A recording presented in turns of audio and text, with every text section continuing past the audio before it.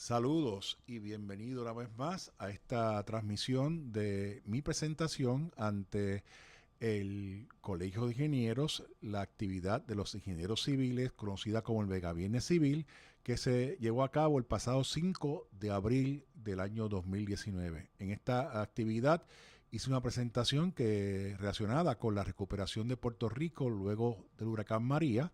La titulé Hacia una recuperación amplia y certera.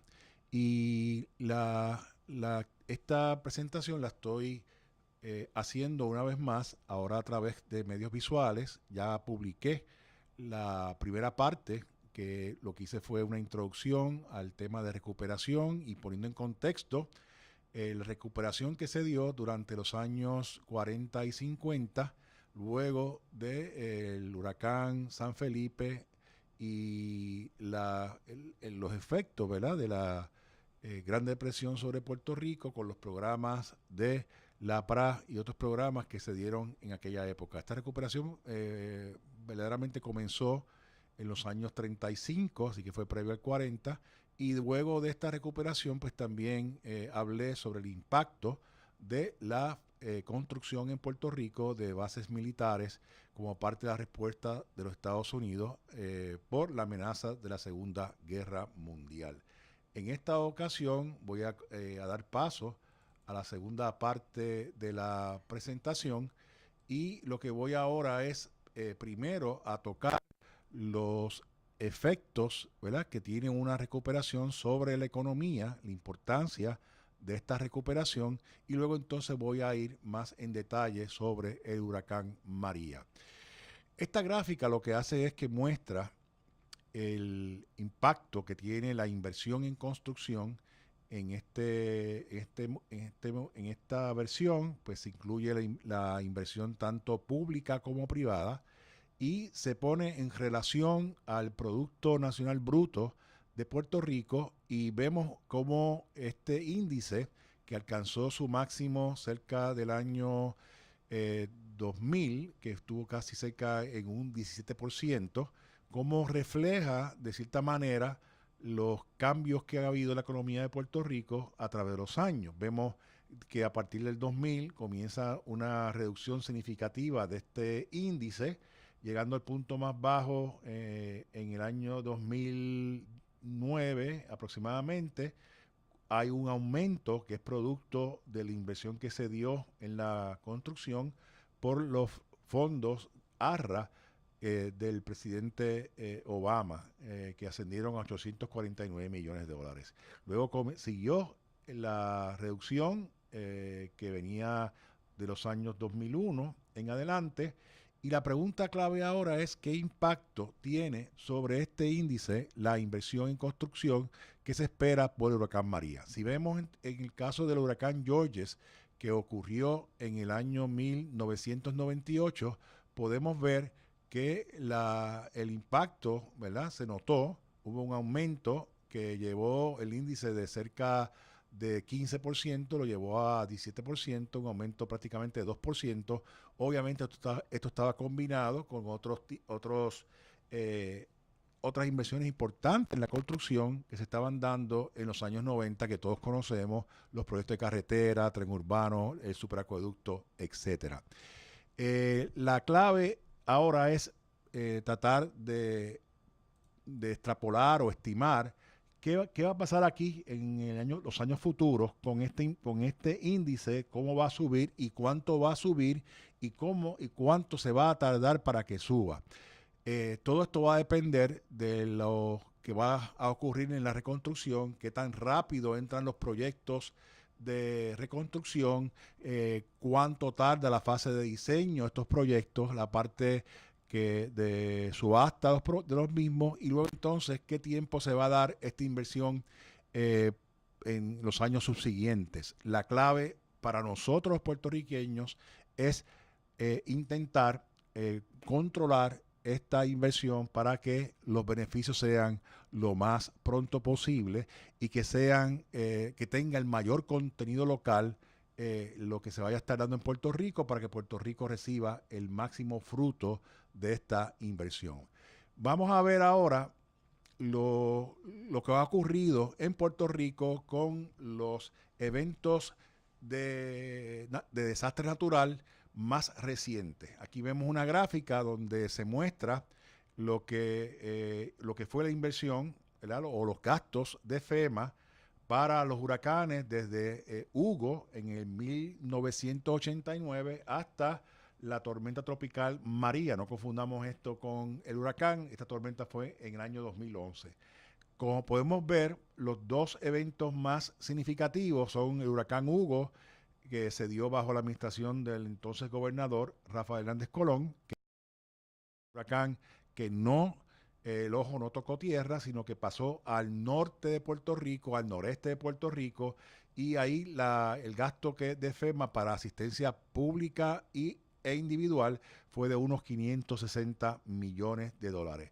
Vemos que la inversión más significativa hasta ahora, ¿verdad? Hasta antes de María, fue el huracán Georges del año 1998 con 1.8 millones. Esto, vuelvo a repetir, son las inversiones que hace FEMA de ayuda directa a los individuos, la ayuda que hace a través de los municipios, de las agencias de gobierno, las corporaciones públicas y las entidades sin fines de lucro para la reconstrucción, y también incluye gastos que incurren otras agencias de gobierno como parte de esa recuperación. Así es que vamos a ver cómo se comporta Puerto Rico, ¿verdad? Con el huracán María. Para poco después del huracán, esto es mayo, más o menos 6 meses de huracán, en mayo del 2018 había un estimado de inversión total de FEMA de 42 mil millones de dólares. A mi modo de ver, esta cantidad va a ser menor, probablemente unos 25 billones de dólares.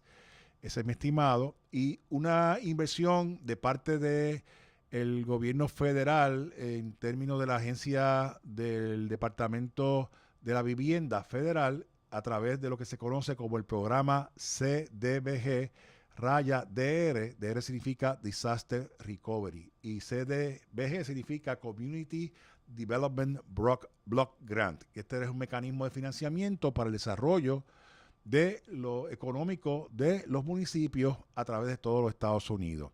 Así que si sumamos estas cantidades, según se vieron en el año 2018, estamos hablando de una inversión total de unos 62 mil millones. Esta es una cantidad extremadamente significativa. Si la comparamos con lo que fue el caso del huracán Georges, vamos a ver que estos son órdenes de magnitud distintos. La clave siempre es realmente cuánto se invierte. Y vamos a ver ahora qué ha pasado en Puerto Rico, ¿verdad? En términos reales con estos fondos. Y estoy hablando específicamente de los fondos de FEMA. Recuerden que FEMA tiene lo que es la ley Stafford, que es la que regula el desembolso de estos fondos. Y FEMA trabaja por categorías. Tiene dos divisiones principales. Una es lo que es asistencia individual, que lo podemos ver en la parte de esta tabla inferior de la derecha, que ahí se ha invertido unos 2.400 millones en lo que es asistencia individual. Esto es lo que FEMA le da directamente a las personas que reclaman pérdidas por el huracán María. Luego de esto está el componente de asistencia pública, que es la asistencia que se le da, como dije anteriormente, a las agencias del gobierno, los municipios y algunas entidades sin fines de lucro. Esta asistencia pública se divide por categoría. Esta es la forma que FEMA lo hace a través de su reglamento, ¿verdad? Su forma de correr estos programas. Y las categorías están la A y la B, que son categorías que son más bien de la respuesta inicial. La A tiene que ver con el recogido de los escombros, la eliminación de los escombros, que se hace a través de contratistas que FEMA convoca a nivel nacional y a nivel local. También contrata contratistas para estos servicios y en algunos casos los propios municipios se hacen cargo de esta responsabilidad.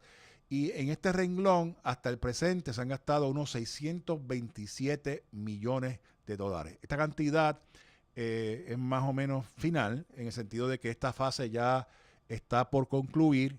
Y la otra categoría que no es permanente son las medidas de protección de emergencia. Esta categoría tiene unos 4.408 millones de dólares. Si queremos tener una idea para qué se usan estos fondos, por ejemplo, lo que se le dio a la Autoridad de Energía Eléctrica para su restablecimiento de la red de Puerto Rico, la red de la autoridad, fueron unos 1.900 millones de dólares.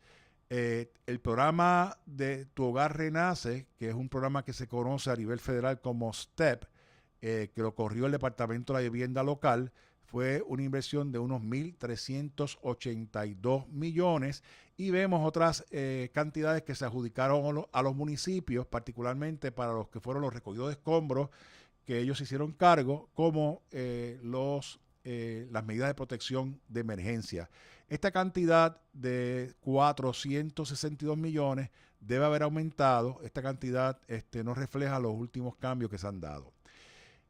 Las otras categorías son las categorías permanentes. Quiero también, antes de entrar en ellas, recordar que a través del Cuerpo de Ingenieros de los Estados Unidos, FEMA invirtió una cantidad de unos 3.700 millones de dólares.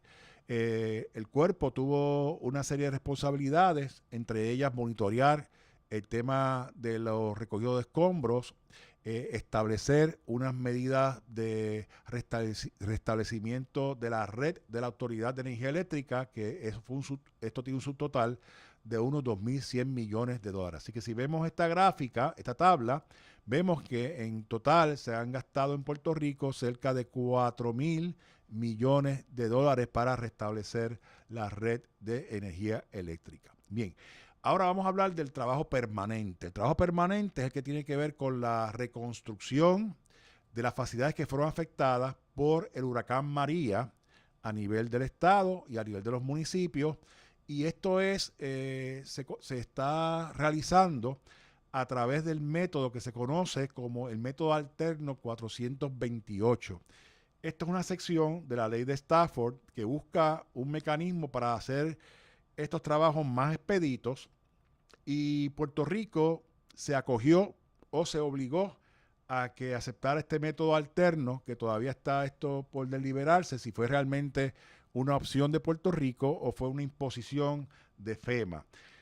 Vamos a explicar ahora lo que se refiere con este método alterno y vamos a hablar de su implementación para las categorías permanentes. Recuerden que estos son la reconstrucción que se va a dar a través de todo Puerto Rico.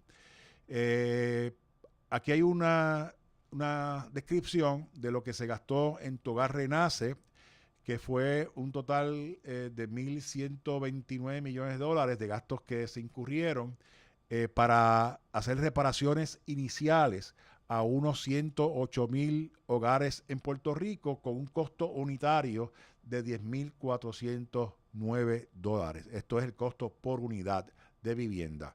Estos trabajos no son trabajos permanentes, son trabajos para asegurarse que las viviendas estén en condición para ser habitadas, en lo que se dan la reconstrucción o las soluciones permanentes. Se hicieron reparaciones para las cocinas, se proveyeron algunas estufas, se proveyeron hornos microondas, se arreglaron los gabinetes, se corrigieron filtraciones en los techos, se cambiaron, se proveyeron sistemas para detección de incendios, líneas de gas se corrigieron, sistemas para, ¿verdad? Para reemplazar las ventanas que estuvieran rotas. En otras palabras, darle una seguridad inmediata a estos hogares.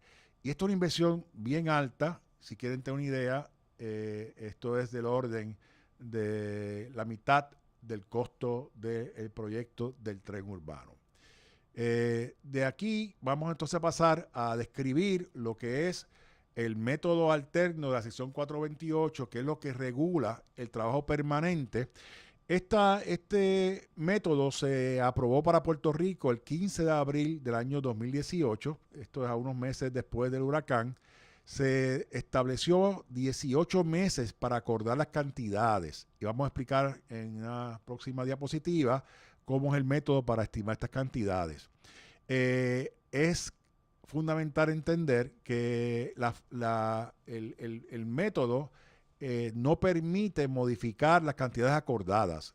Esto significa que si en el proceso que vamos a ver más adelante se establece que arreglar una facilidad tiene un costo de $250,000 y el municipio está de acuerdo o la entidad gubernamental está de acuerdo, pues entonces FEMA se retira y le da al municipio la responsabilidad de corregir esa facilidad, de arreglarla, y si cuesta más de lo estipulado, le corresponde al municipio pagarlo. Si hay un sobrante, el municipio tiene la potestad de hacer uso de esos fondos. Todavía no está extremadamente claro de qué mecanismo, pero lo importante es que se protege el gobierno federal para no tener exposición de los aumentos de costos que normalmente surgen de este tipo de proyectos.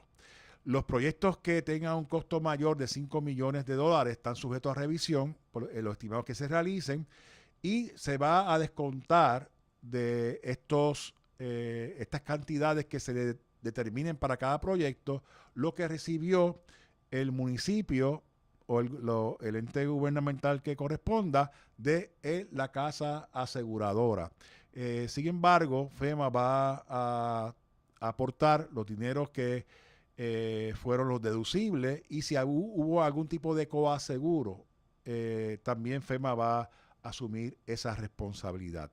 Así que este es el método 428 que está impuesto en Puerto Rico y el concepto es que va a haber, cada entidad va a tener un pote, ¿verdad? Un presupuesto asignado a través de 18 meses de revisión de las facilidades afectadas y de un proceso para llegar finalmente a establecer un costo. Así que la forma que se establece el costo de una facilidad es primero el costo de reparación o reemplazo. Reparación es para la mayoría de los casos y reemplazo es para aquellas facilidades que el costo de reparación es más del 50%, se permite un reemplazo. Y estos costos tienen que ser para gastos elegibles, o sea, son daños causados por el huracán María. No son daños de falta de mantenimiento, no son daños ¿verdad? De deterioro habitual, sino que son específicamente para los daños causados por el huracán María. Además de este costo base, se permite añadirle unos fondos para mitigación que se conocen como los fondos de la sección 406, que es para mejorar las facilidades, ¿verdad? Para mitigar daños por eventos futuros que tengan que ver con eventos similares a lo ocurrido. En otras palabras, para eventos de huracán o de tormenta futuros, uno puede mejorar la facilidad para mitigar.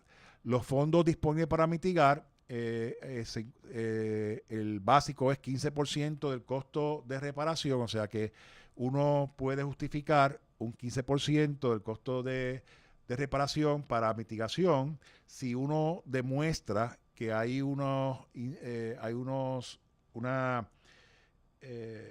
costo efectividad de esa mitigación, se puede lograr hasta un 100% del costo de reparación y existen también una serie de mitigaciones que están preacordadas que se pueden realizar sin tener que hacer un análisis de costo-efectividad.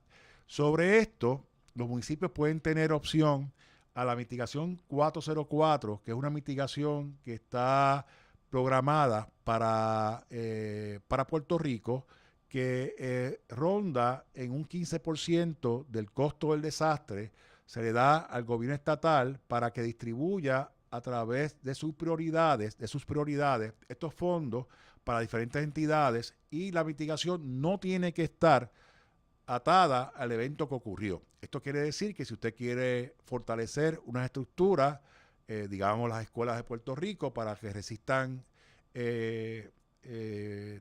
un terremoto, puede usar fondos de este 15% del presupuesto total para esa acción. Los municipios van a tener acceso a esos fondos, pero el control absoluto de los fondos está bajo el Estado. Así es que hay que ver lo que el Estado establece como prioridad y hay que entonces ver las necesidades de los municipios y cómo pueden recibir estos fondos.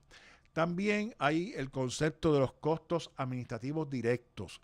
Y estos son los recursos con los que cuenta un municipio para sufragar los gastos que incurra en la documentación de todos estos daños y la preparación de los estimados que vamos a ver más adelante que se hacen para justificar los costos de reparación o reemplazo. Así que FEMA permite una solicitud de reembolso. Recuerden que FEMA funciona todo por reembolso. Permite una solicitud de reembolso hasta 5% de del costo del proyecto, del presupuesto del proyecto, lo permite para sufragar los gastos administrativos directos. FEMA ha cambiado la definición de estos costos directos.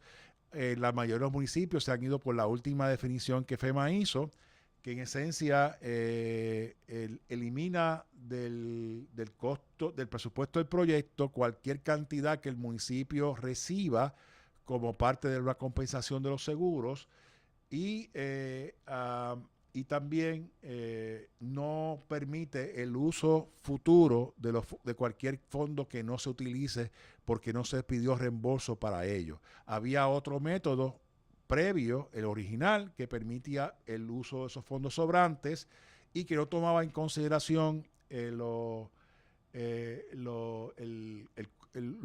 pagos de los seguros. Pero la mayoría de los municipios se fueron por el nuevo método, que es 5%, permite una definición más amplia de lo que son los gastos administrativos directos y ya se permiten gastos indirectos y la mayoría de los municipios, como dije anteriormente, se han cogido a esto. Todos estos proyectos tienen una participación federal de 90% y una participación local del restante 10%.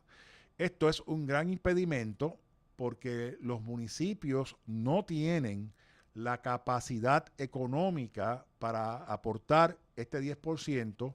Se ha dicho que este 10% puede venir de los fondos CDBGDR, pero hasta el presente no hay una certificación de parte del Estado de que eso se puede hacer.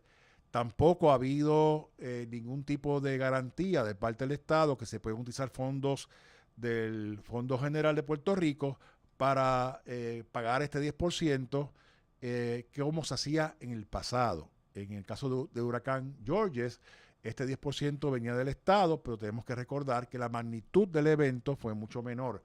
Así que esto es una cantidad significativa y presenta un reto para la reconstrucción de Puerto Rico, de dónde van a provenir este 10%. La formulación de proyectos es el proceso que se sigue para establecer lo que es el presupuesto que va a tener cada municipio para hacer sus mejoras.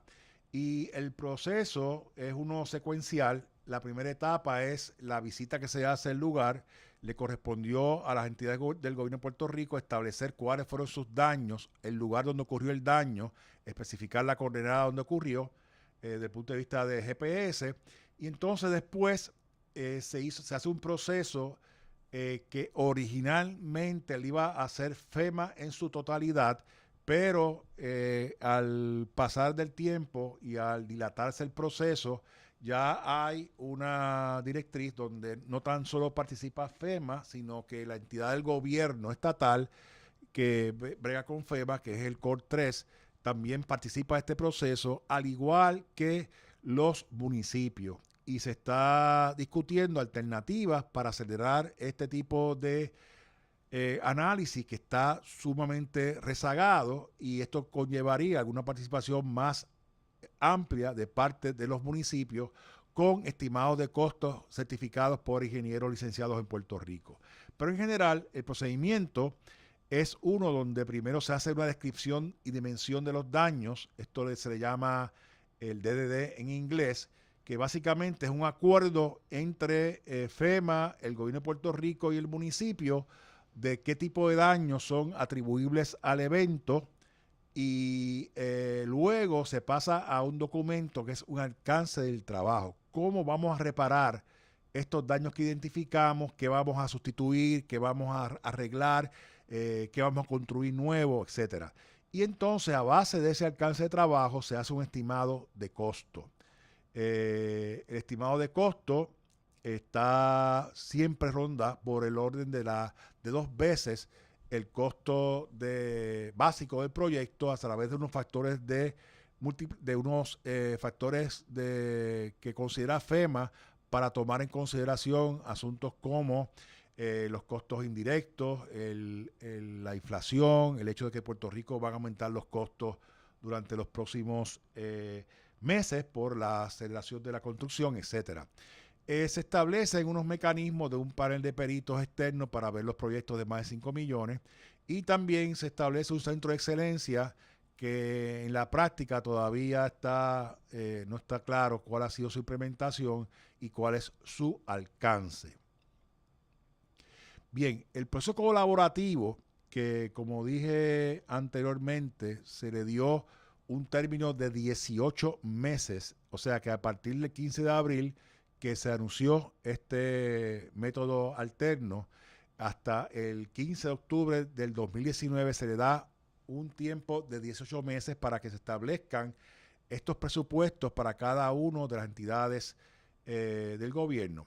Bien, y como ustedes ven, este es el proceso que acabo de identificar previamente. Se identifican los daños, el acuerdo sobre el DDD, el scope of work, estimado de costo, y se hace entonces un acuerdo sobre estimado de costo fijo. Y esto es lo que le expliqué, que FEMA no quiere tomar responsabilidad por los aumentos que puedan haber en los costos de los proyectos en su fase de implementación. Vemos ahora que de un punto de vista de secuencia, esto vemos que es altamente detallado, pero esto es lo que es el proceso paso por paso que se está siguiendo para cada proyecto en Puerto Rico. Hay ahora mismo una serie de conversaciones entre FEMA, el COR 3 y los municipios de cómo reducir este proceso. Se está haciendo énfasis en los proyectos pequeños, que la definición de FEMA de un proyecto pequeño es aquel proyecto cuyo costo total es de menos de $123,100.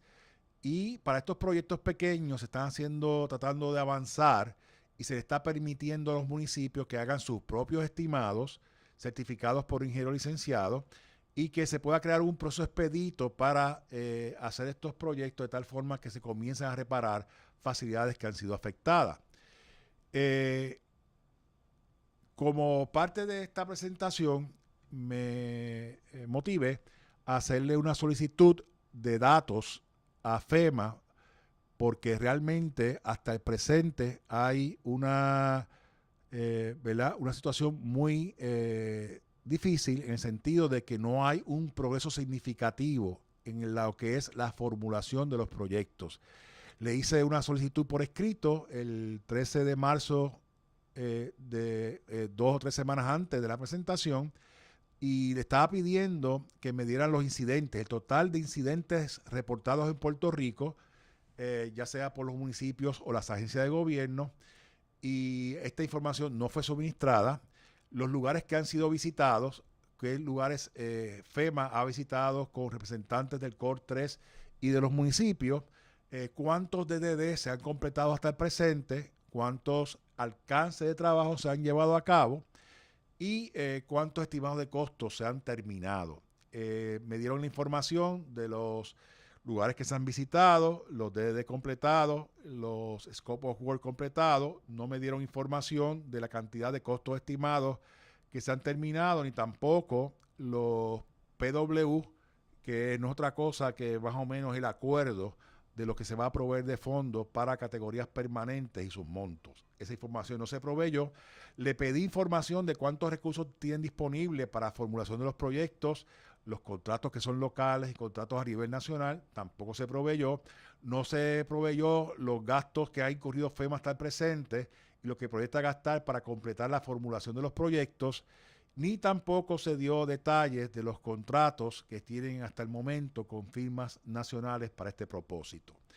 De la información que sí proveyeron, se puede desprender lo siguiente.